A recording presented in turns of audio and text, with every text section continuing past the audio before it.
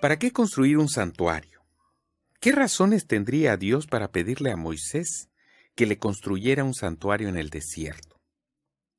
En Éxodo 25:8 se presenta la respuesta que Dios da a esta pregunta. Después me harán un santuario para que yo habite entre ustedes. Con estas palabras Dios está expresando su deseo de habitar con nosotros. Podemos, al estudiar el santuario, encontrar otras razones que también son válidas.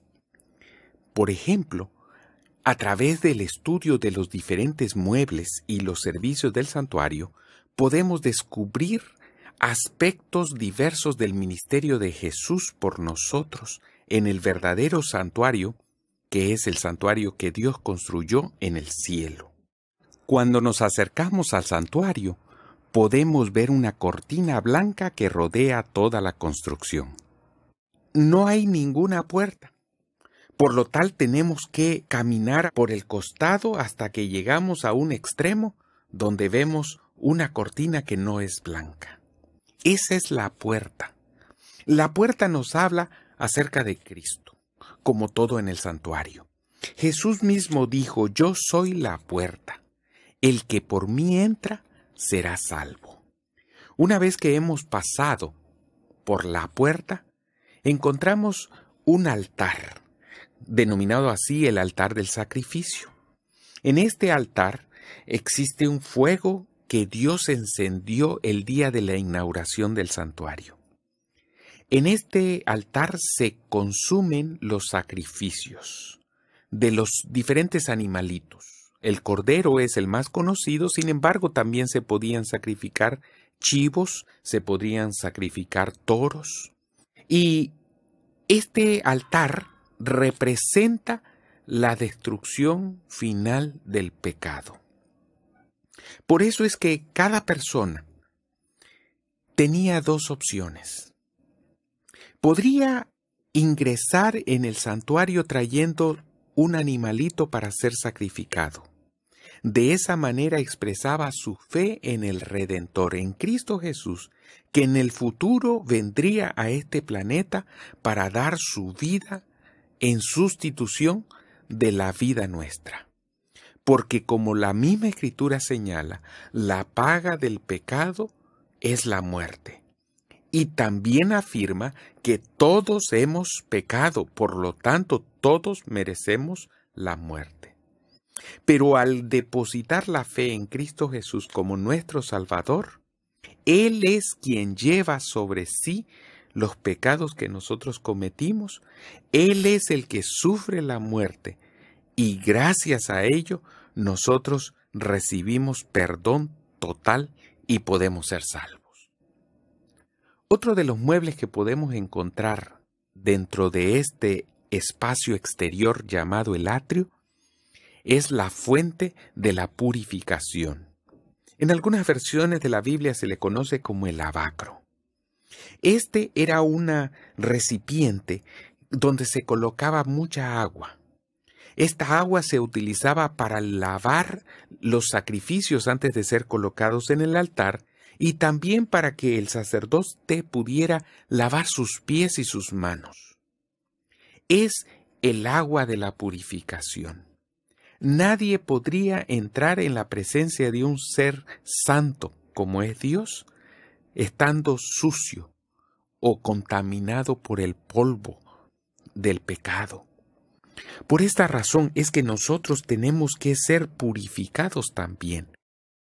Ahora que hemos sido purificados, podemos ingresar en el interior del tabernáculo, en el lugar santo. En este lugar santo existen 3 muebles. El primero es el altar del incienso. Nos habla de la función de Cristo como intercesor. Él es el mediador entre el Padre y el ser humano. La intercesión se realizaba cada mañana y cada tarde cuando el sumo sacerdote o alguno de los sacerdotes oficiantes llegaban a este lugar, colocaban incienso, brasas encendidas del altar del sacrificio y entonces había un momento de oración, de comunión con Dios. Algunos piensan que la intersección consiste en tratar de convencer a Dios de que perdone al ser humano. Pero quienes así piensan, olvidan que de tal manera amó Dios al mundo, que fue Él quien tomó la iniciativa de dar a su Hijo unigénito, Cristo Jesús, para que todo aquel que en Él cree no se pierda, sino que tenga vida eterna. Por otro lado, es Dios quien tiene que rogarnos a través de su Santo Espíritu que nosotros aceptemos el sacrificio de Cristo para que podamos ser salvos. Hay otro mueble en el lado norte, que es una mesa que tiene 12 panes, un pan por cada una de las tribus de Israel. Esta mesa con sus panes representa a Cristo Jesús. Jesús dijo, yo soy el pan de vida. También dijo, yo soy el pan que descendió del cielo. Vuestros padres comieron el pan que descendió del cielo en el desierto y murieron, pero cualquiera que come mi cuerpo y bebe mi sangre tiene vida eterna. Esta mesa también nos recuerda que Dios es proveedor para todas nuestras necesidades. También representa a su palabra, que nos alimenta en nuestro cotidiano vivir. Y en el otro extremo, en el lado sur, encontramos un candelabro bellamente labrado que tiene 7 brazos y en cada uno de sus brazos tiene una lámpara que está encendida. Es la única fuente de luz que hay en todo el lugar santo. Como este lugar no tiene ventanas, ni tiene una puerta, sino solamente una cortina, esta es la única luz que ilumina todo el recinto. Jesús dijo, yo soy la luz del mundo. Y también nos dijo a los discípulos que le seguimos, ustedes son la luz del mundo. Cuando uno se encuentra en la oscuridad puede tropezar, puede caer y si nadie le auxilia puede morir. Pero por eso Jesús se ofrece a sí mismo como la luz del mundo, para que nosotros podamos vivir en este mundo de oscuridad teniendo un rumbo que nos lleve hacia la patria celestial que Jesús y el Padre nos ofrecen.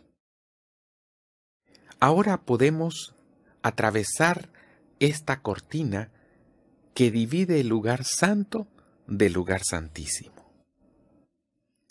En la parte posterior solamente se encuentra un mueble, el arca del pacto. Esta era una caja de madera cubierta por fuera y por dentro con láminas de oro.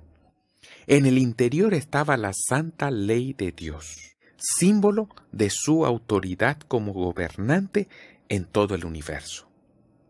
Es muy interesante notar que la tapa con que se cerraba este cofre de madera se llamaba el propiciatorio. Una palabra que nos recuerda la misericordia de Dios. Y es que este lugar es donde se realizaba anualmente un servicio que representa el juicio final. El trono de la misericordia que allí se encuentra es el sitio desde donde Dios juzga a su pueblo. Muchas personas tienen temor del juicio final. Y esto solo puede ser posible si no se han amistado con su juez, que es Cristo Jesús. Él se ofrece a nosotros como intercesor delante del Padre, pero también como nuestro juez. La Biblia dice, es que no tenemos un sumo sacerdote que no se puede compadecer de nosotros, sino uno que es semejante a nosotros, que fue tentado en todo, solo que sin pecado. Por lo tanto, Él puede compadecerse de nuestras debilidades. Es interesante que el día del juicio en Israel, conocido como el día de la expiación, terminaba cuando el sumo sacerdote salía hasta donde estaba el pueblo para bendecirlo con las siguientes palabras: El Señor te bendiga y te guarde. El Señor te mire con agrado y te extienda su amor. El Señor te muestre su favor y te conceda la paz. La idea es que usted tenga un concepto gráfico de cómo funcionaba el culto en el Antiguo Pacto. La idea es de que usted sepa qué simboliza cada uno de los elementos. Como usted puede ver, cada uno de los elementos del culto judío apuntan a Cristo. Diga Cristo. Ahora diga en voz alta: Cristo es el centro de mi vida. El grave problema que tenemos hoy, y es lo que trato siempre de dejar claro en esta iglesia, es que todavía hay congregaciones que están pegados en ese culto, en el culto judío, sin entender que todo lo que ocurría en el culto judío era exclusivamente un anuncio de lo que ocurriría en el ministerio de Cristo, de qué haría Cristo por nosotros y qué significa toda la obra expiatoria. Pero a nosotros nos quedó claro esta mañana, ¿verdad? Capítulo 9 de Hebreos, verso 1.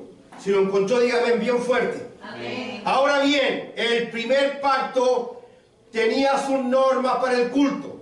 Ahora bien, el primer pacto tenía sus normas para el culto. Ya lo vimos. Ahora, quiero que apunte a la pizarra sus ojitos. Nosotros siempre dividimos en esta iglesia, a través de esta gráfica, el antiguo pacto antes de la cruz, el nuevo pacto después de la cruz. ¿Entendió eso?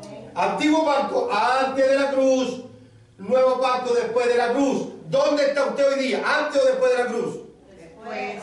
Nosotros somos la iglesia del nuevo pacto. En el antiguo pacto Dios trató con Israel a través de la ley. Con Israel. No con usted. Solo con Israel. Israel tenía que hacer obras de acuerdo a la ley para agradar a Dios. Si algún judío no hacía las obras de acuerdo a la ley, no podía agradar a Dios. Hoy día no son obras, es gracia, es fe, es mi relación de fe la que me ayuda a tener una posición frente a Dios. ¿Alguien está entendiendo acá? Amén. Es bien importante que entendamos que existen esos dos pactos en la Escritura y que nosotros pertenecemos al nuevo pacto. Capítulo 9 de Hebreos. Ahora bien, el primer pacto tenía sus normas para el culto y su santuario terrenal, el que acabamos de ver en la gráfica. En efecto, se habilitó un tabernáculo de tal modo que en su primera parte, llamada el lugar santo, estaba el candelabro, la mesa y los panes. Ya lo vieron.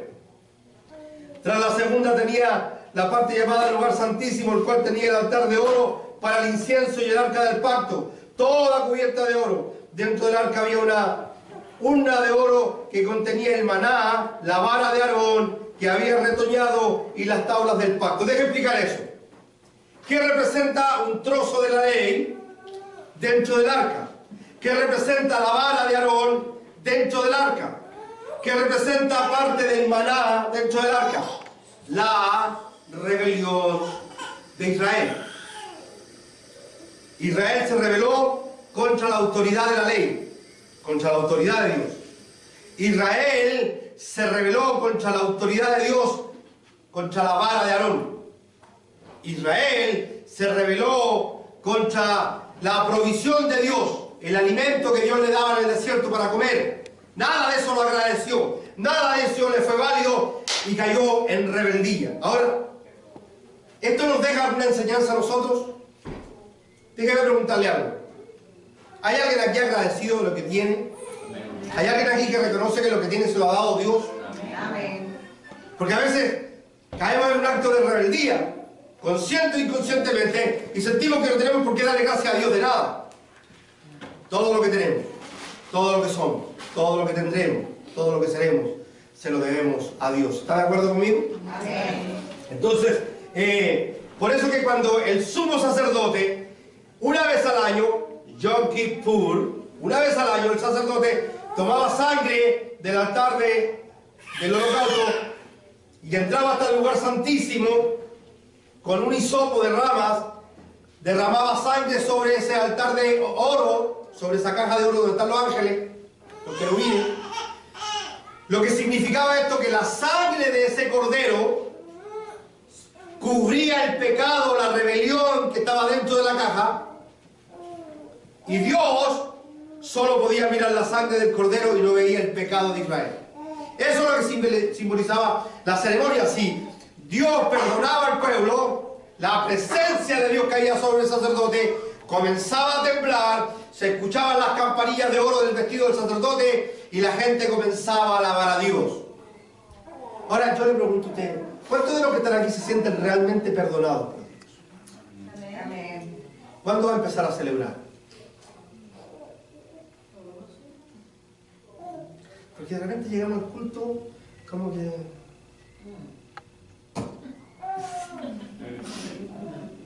Si yo vengo aquí porque yo estoy... ¿Sabe por qué vine? Porque soy un perdonado. A pesar de mi pecado pasado, a pesar de mi pecado presente, inclusive a pesar de mis pecados futuros, yo soy un perdonado. Él perdonó mi rebelión. La sangre de Cristo en la cruz lavó mis pecados. Amén. Motivo para celebrar, para andar contento. Aleluya.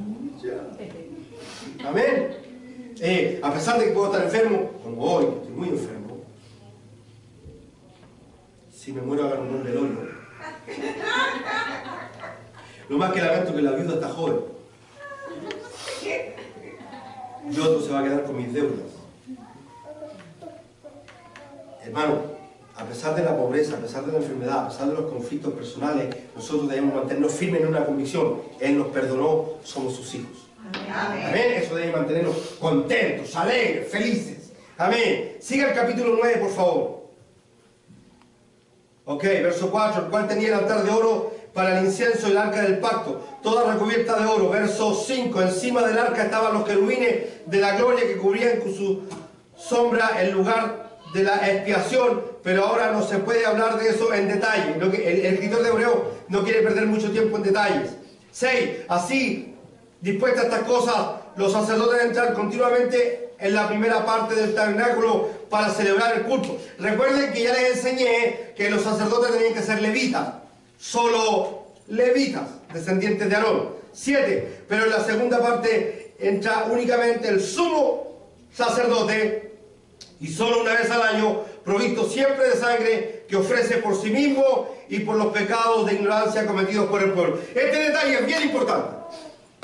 El sacerdote humano no podía solo pedir perdón por los pecados del pueblo. Tenía que pedir perdón por sus propios pecados. Por eso que este es un culto, lo que acabamos de ver en la pantalla, es un culto provisorio. Porque nos hacía falta un sacerdote que no tuviera necesidad de pedir perdón por sus propios pecados.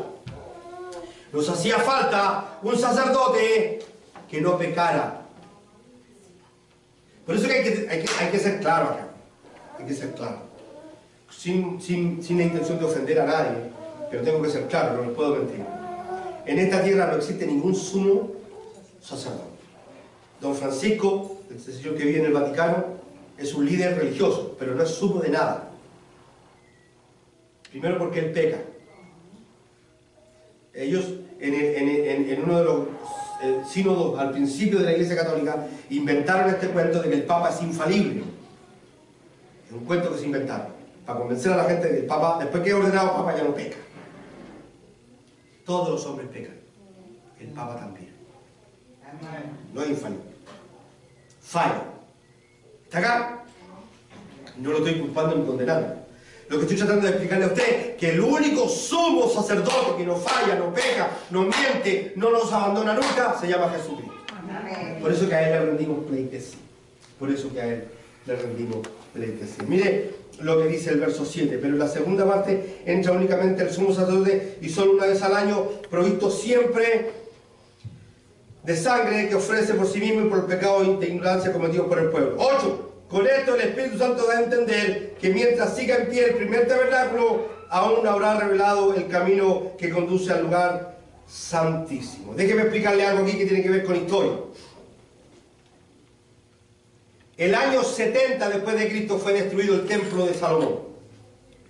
Ojo con eso. El año 70 después de Cristo fue destruido el templo de Salomón. A eso lo puedo poner en la gráfica. Déjenme ver si encuentro mi marcador. Estoy como las mujeres con bolsillo.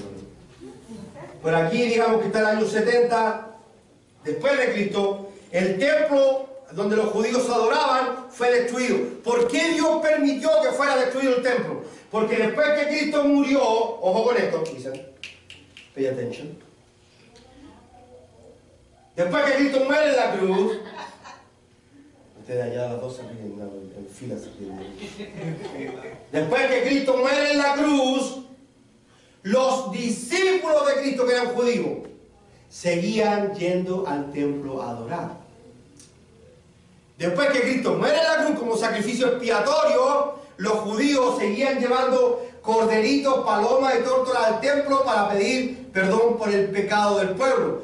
No podían entender que la sangre de Cristo era suficiente. ¿Qué hizo Dios? Permitió que fuera destruido el templo. Claro, si tú cuentas esto, alguien te va a decir, si no está en la Biblia no lo crees, pero está en la historia. El año 70, y Cristo lo profetizó. Cristo dijo, no quedará piedra que no fuera destruida. Entonces, el año 70 después de Cristo, un general romano llamado Tito, hijo del emperador Vespasiano, entró con sus tropas y destruyó, quemó el templo, y al quemar el templo, como todo era de oro, el oro se derritió, corrió por entre las piedras, y los romanos una semana después, cuando las piedras se enfriaron, movieron todas las piedras para robarse el oro, y se cumplió al pie de la letra la profecía. No quedó piedra sobre piedra que no fuera removida. Entonces por eso el escritor de Hebreo ahora dice que mientras este santuario estuviera en pie, no había lugar para el otro. Ahora Dios lo permite que sea destruido para que haya un solo santuario, un solo lugar santísimo, que es Jesucristo. ¿Está acá, familia preciosa? Amén. Ok. Fíjate lo que dice el verso 8. Ponga atención a la Biblia. A mí me interesa que usted conozca la Biblia. Fíjate lo que dice la Biblia. Con esto el Espíritu Santo da a entender que mientras siga en pie el primer tabernáculo, aún no habrá revelado el camino que conduce al lugar santísimo. 9. Esto nos ilustra hoy que las ofrendas y los sacrificios que allí se ofrecen no tienen poder. Diga, no tienen poder. No tienen poder alguno para perfeccionar la conciencia de los que celebran el culto. ¿Qué es lo que está diciendo aquí? Claro, era una religión, se había convertido en algo religioso. Por eso Dios dijo, este pueblo de labios nomás me honra, pero su corazón está lejos de mí. Porque llegaba la fecha del Yom Kippur, tomaban un cordero, tomaban un toro, tomaban un chivo, tomaban una paloma, lo que pudiera su economía, iban al templo con cara de santo, con cara de ceremonia. Aleluya. Se lo entregaba al sacerdote, el sacerdote sacrificaba el cordero y ellos iban para la casa felices porque habían cumplido con el rito. Pero aquí adentro la cosa seguía igual podrida. La conciencia de ellos no cambiaba. Lo que se necesitaba era un sacrificio que nos cambiara por dentro. ¿Está acá? Amén. ¿Está entendiendo lo que hago? Ahora, ¿por qué es tan importante que el pastor insista con este asunto de los dos pactos en la iglesia cristiana? Porque hoy día hay iglesias. Me sigue enfocando, ¿verdad, hijo? No me pierdas de vista que acá lo importante soy yo. Mira, fíjate.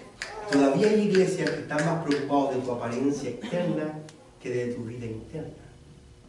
No le importa si no oras. No le importa si no tienes una relación con Cristo. No le importa si has recibido a Cristo como Salvador. Le importa que te peines como cristiana, que te vistas como cristiana, que camines como de ahí andan las hermanas con cara de santa. Es que eso no es lo que importa. A mí no me importa cómo te ves por fuera, me interesa cómo estás por dentro. Amén. Es dentro donde... Ahora, claro, naturalmente, cuando se produzca un cambio adentro, al final se va a notar por fuera. Pero dejemos que Dios trabaje adentro. Entonces, ¿qué hacemos en algunos ministros? En alguna iglesia, apenas llega a la iglesia, el tercer o cuarto día que empieza a ir, ya te empiezan a presionar para que cambies.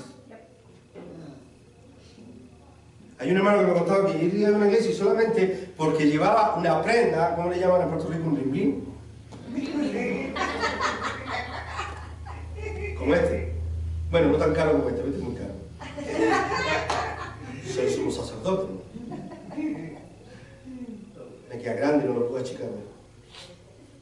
el punto es que solamente porque el hermano entró al culto con una joya de esta, lo disciplinaron, se fue a la iglesia. Y muchas mujeres no entran a la iglesia porque no les permiten entrar con pantalones. Y muchas mujeres no pueden estar en la iglesia porque no les permiten ponerse pantalla, no les permiten... Hermano, el asunto no es por fuera, es por dentro. No podemos andar cambiando a la gente. Fíjate lo que dice el apóstol Pablo. ¿Qué dice el apóstol Pablo? De una cosa estoy convencido, que el que comenzó la buena obra en vosotros, la va a perfeccionar. Amén. ¿Quién está trabajando en usted? ¿El pastor o Cristo? Cristo. ¿Qué que Cristo lo cambie? Pero yo le tengo una noticia bien importante. ¿Por qué el pastor de esta iglesia no se mete a ayudarle a usted a cambiar de vida? Porque el pastor de esta iglesia ni siquiera ha cambiado él. Cristo está trabajando en mí. ¿Sabía eso? Él está trabajando en mí y le cuesta. Pues yo soy porfiadito. Hay problemas de carácter, problemas de reacciones, problemas de temperamento, problemas con el pecado, debilidades. ¿Usted está acá? Amén. Problemas con la suegra. Eso no falla. Eso es como el aguijón que Dios me puso para que me esté humilde. Entonces, ¿cómo yo voy a, con qué moral un pastor le dice, hermana, tiene que tener una actitud de cristiano? Espérate un poquito, ¿y tú? Yo quiero decir, estamos en eso. Todos. Dios está trabajando con todos nosotros. Si Él, siendo Dios, puede comprender mis debilidades, ¿cuánto mayor yo como hombre tengo que comprender la suya si yo tengo las mías propias? ¿Está acá?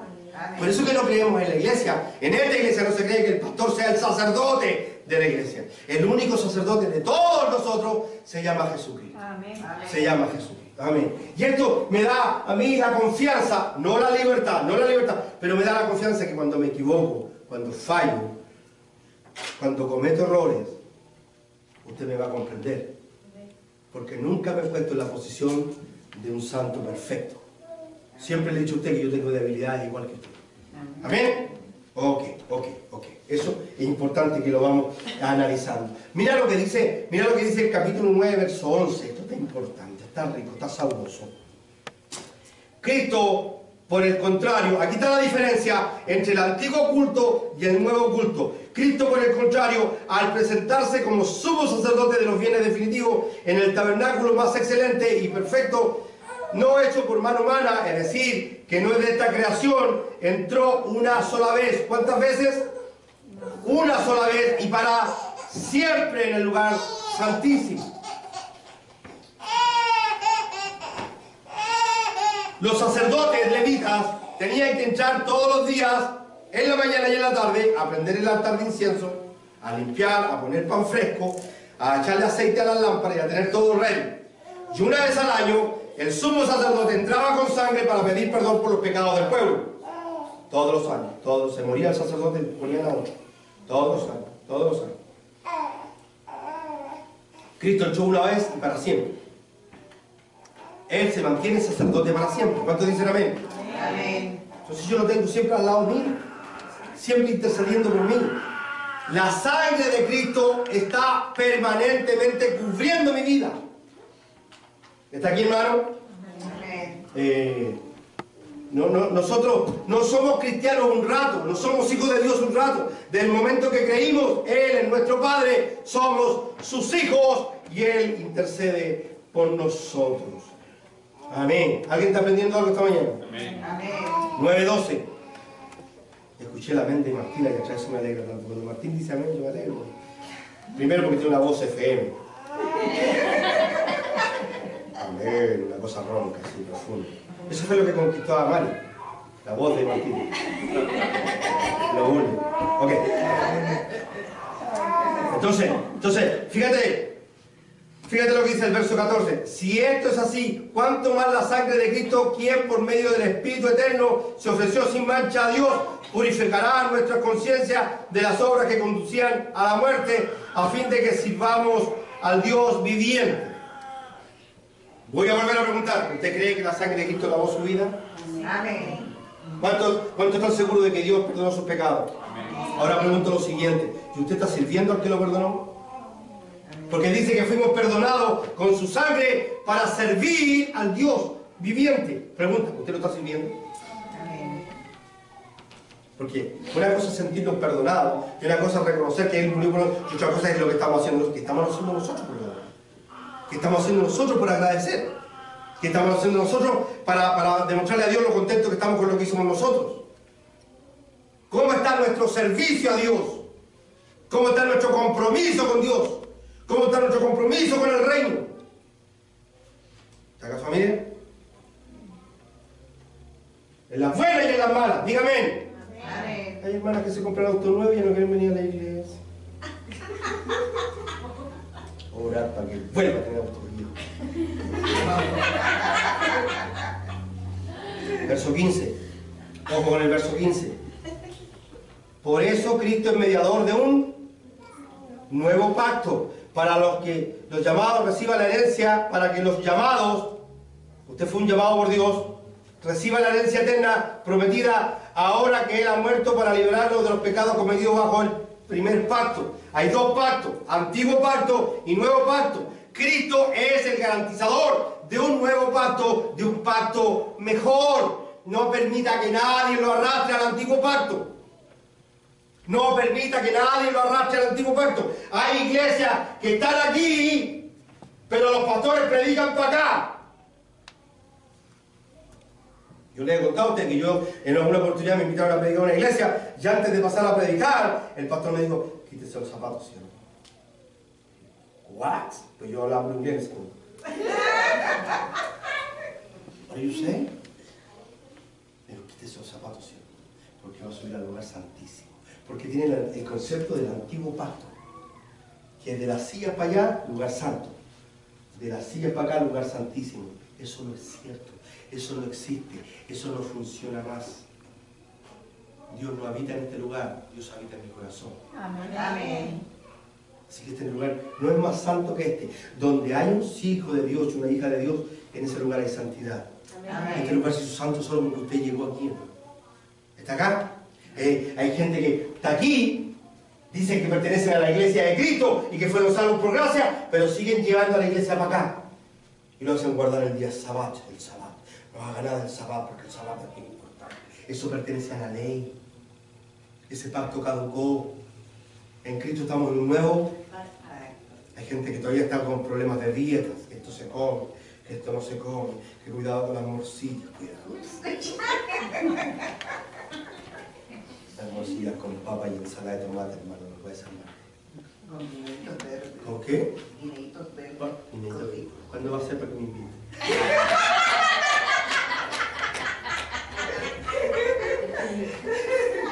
Ok, avancemos. Que ahora me pusieron un reloj allá y ya me está pillando el tiempo. Aleluya. Amén. Es importante que veamos el trabajo, la obra de Cristo en todo el Antiguo Testamento. Vea el verso 19. Después de promulgar todos los mandamientos de la ley tenía 613 mandamientos. Después que Moisés anotó los mandamientos en el libro, que seguramente que era de cuero de cabra, lo enrolló el libro, lo selló y dice que lo roció con sangre del sacrificio. Estamos en el verso 19. Después de promulgar la ley, todos los mandamientos de la ley, a todo el pueblo, Moisés tomó sangre de los becerros junto con agua, lana escarlata y rama de hisopo, y roció el libro de la ley y a todo el pueblo. Ay, qué terrible, qué graciosa ceremonia. Imagínate, tú estás parado frente a Moisés y Moisés agarra sangre y te empieza a tirar sangre, hermano. Así es. Okay. Algunas iglesias cambiaron la sangre por el agua bendita, ¿sabe usted? Este día una muchacha le preguntaba a un hermano de mi iglesia, decía que ella quería rociar al hijo, parece, con agua bendita. Ella tiene que bañarse en agua bendita. Ok. Verso 20. Diciendo, esta es la sangre del pacto que Dios ha mandado que ustedes cumplan. Ese era el antiguo pacto. 21. De la misma manera roció con la sangre del tabernáculo y todos los objetos que se usaban en el culto. Ojo con esto. La ley exige que casi todo sea purificado con sangre, pues sin derramamiento de sangre no hay perdón. En el antiguo pacto, todos los elementos, las copas, los tenedores, los garfios, todo lo que usaban los sacerdotes era purificado con sangre y agua, porque sin derramamiento de sangre no hay perdón. Por eso Cristo muere en la cruz, porque sin derramamiento de sangre no hay perdón de pecado. ¿Está acá? Amén. Ahora el verso 23 dice algo maravilloso. Así que era necesario que las copias de las realidades celestiales fueran purificadas con esos sacrificios. ¿Qué es lo que era el antiguo pacto? Copia, diga copia. Copia. ¿Cuántos han sacado copias alguna vez en una máquina? Yo siempre voy al frente a la iglesia y cuando tengo que pasar algún estudio bíblico escrito a la iglesia voy al frente y saco copias. 80 copias para el estudio bíblico para los hermanos. Me sobran 28 porque siempre vienen dos, pero no importa. Entonces tengo en la mano el original, que fue el que escribió mi computador. Y tengo las copias. ¿Qué era todo lo que vimos en esa pantalla? Una copia de lo que realmente iba a ocurrir. El original es Cristo. Amén. El original es Cristo. Todo lo que ocurría en el antiguo pacto, el altar, la sangre, el cordero, todo era una copia de lo que iba a ocurrir. Lo verdadero está hoy. Lo verdadero es hoy día en Cristo Jesús. Amén. Verso 24. En efecto, Cristo no entró en un santuario hecho por manos humanas, simple copia del verdadero santuario, sino en el cielo mismo, para presentarse ahora ante Dios en favor nuestro. Ni entró en el cielo para ofrecer vez tras vez, como entra el sumo sacerdote en el lugar santísimo cada año con sangre ajena. Si fuera así, Cristo habría tenido que sufrir muchas veces desde la creación del mundo. Al contrario, ahora al final de los tiempos se ha presentado una sola vez y para siempre. Diga para siempre. Para siempre. A fin de acabar con el pecado mediante el sacrificio de sí mismo. Deje explicar esto. Ahí dice que la sangre de Cristo acabó con el pecado. Pero usted dice, pero yo todavía peco. ¿Cómo que acabó con el pecado si yo todavía peco? Se está refiriendo al pecado de Adán. Porque el único pecado que separa al hombre de Dios es el pecado. Ojo con eso. El único pecado que separa al hombre de Dios es el pecado de Adán. Y Cristo en la cruz terminó con el pecado de Adán. El primer Adán falló, el segundo Adán no falló. El primer Adán pecó, el segundo Adán no pecó. El segundo Adán es Cristo. Amén. Esa separación entre Dios y el hombre ya fue quitada. Ahora, cuando un hombre y una mujer reciben a Cristo, el Espíritu Santo comienza a trabajar en nosotros y entonces empieza a quitar de nosotros nuestros propios pecados. ¿Está acá? Eso visto a grandes rasgos, no me puedo detener mucho en eso en esta preciosa mañana. Ok, verso 26. Si así fuera, Cristo habría tenido que sufrir muchas veces desde la creación del mundo. Al contrario, ahora, el final de los tiempos se ha presentado una sola vez y para siempre, a fin de acabar con el pecado mediante el sacrificio de sí mismo.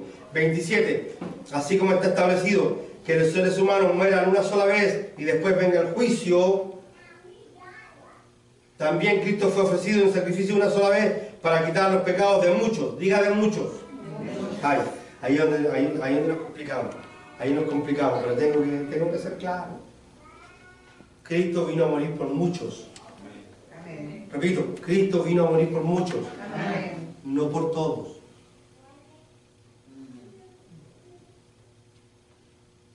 No, pero San Juan dice en el 3:16 que de tal manera amó Dios al mundo. Sí, pero no está diciendo ese versículo que Cristo vino a morir por toda la humanidad. Vino a morir por sus elegidos, por sus escogidos. Vino a morir por su iglesia. Iglesia a la que Él ya le había anotado el nombre en el libro de la vida. ¿Está aquí conmigo? Amén. Amén. Estamos terminando. Yo sé que hay hermanos que quieren salir a probar su carro nuevo. Ya nos vamos. Ya nos vamos. 28. También Cristo fue ofrecido en sacrificio una sola vez para quitar el pecado de muchos y aparecerá por segunda vez, ya no para cargar con el pecado de algunos, sino para traer salvación a quienes lo esperan. ¿Cuántos creen que Cristo vuelve? Amén. Amén. ¿Vuelve? ¿Cuándo? No sé. Y le voy a aprovechar de decir algo. No se preocupe por eso. Hay iglesias que viven haciendo seminarios para identificar la fecha exacta. No sé quién ha oído hablar de Elena de White. ¿No sabe quién es Elena de White? ¿Quién es Elena de White, camarógrafo?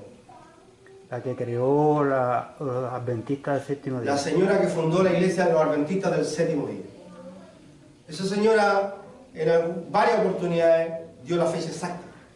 Ahora sí viene Cristo, ya. Hasta la hora llega. Inclusive la primera vez que lo hizo hubo gente que hasta se suicidó. Cuando no vino Cristo, la entrevistaron aquí en Estados Unidos, señora Elena de White, ¿qué pasó? Que usted dijo que venía. No, lo que pasa es que Cristo se movió del lugar santo al lugar santísimo, allá en el cielo. Inventando la vieja. No hay fecha. Ni él lo sabía. ¿Está acá? Amén. Entonces, no dejemos, hay un seminario que están explicando la venida de Cristo, cómo va a ser y cuándo. Hermano, no me interesa. Porque sea que sea, venga cuando venga y como venga, yo me voy con él. Amén. Dios está preocupado de cosas prácticas, como amar a mi prójimo, como adorarlo, como estudiar su palabra, como enseñarle a otros la Biblia. Hay tanta cosa que hacer mientras Él viene. ¿Está acá? Entonces, es terrible porque hay gente que acontecimiento extraño que ocurre se lo achaca a la venida. Estos días tembló en Puerto Rico. ¿Cuántos supieron que había temblado en Puerto Rico? 4 puntos y tanto fue, ¿no? El temblor. ¿Qué decía el Facebook? La venida. Cristo está cerca. Tembló en Puerto Rico. Puerto Rico tiembla todos los días, lo que pasa es que la gente no lo siente. Que guerra en Irak, que guerra acá, que son señales de la venida, hermano. No son señales. Él dijo que iba a haber guerra, rumores de guerra, que hay muchos pleitos, pero aún no es el fin. ¿Está acá? No estoy diciendo que no pongamos atención a las noticias, ni estoy diciendo que no pongamos atención a los acontecimientos. Sin embargo, no me preocupa lo que esté pasando en el sentido de que yo soy su hijo y venga cuando venga, me voy con él. Amén. Hay iglesias que... Terremoto en Chile. ¿Qué dice Facebook? Prepárate. Cristo ya viene. Si no estás preparado, llama al 1-800, preparados. ¿Se puede preparar uno para la venida de Cristo? No. Los cristianos no nos preparamos. Los cristianos estamos preparados. Claro, el día que nos lavó con su sangre y empezamos a servirle, estamos preparados. Él puso un sello en nuestros corazones que Él va a identificar el día de la redención. ¿Está acá? Duerma tranquilo, hermano. Duerma tranquila, hermana. Nosotros somos suyos hasta el día final. Lo que yo quiero sí enfatizar, que en esta iglesia creemos a pie juntos que Él regresa por su iglesia. Amén. Va a sonar la final trompeta. Se van a abrir los cielos. Y Él va a venir. Y nos iremos con Él. Amén. Y eso nos produce gozo. Amén. Póngase de pie, por favor. Padre, voy a tu presencia en el nombre de Jesús para darte gracias por tu palabra. Gracias por esta iglesia. Gracias por lo que hemos aprendido esta mañana. Bendigo a tu pueblo, Señor. Y lo declaro que tendrán una semana bendecida y llena de victoria en tu nombre, Padre. Danos fuerzas para trabajar. Danos gracia e inteligencia. Y permite que anhele nuestro corazón estar el viernes aquí para seguir estudiando tu palabra. Te bendecimos en el dulce nombre de Jesús. Amén.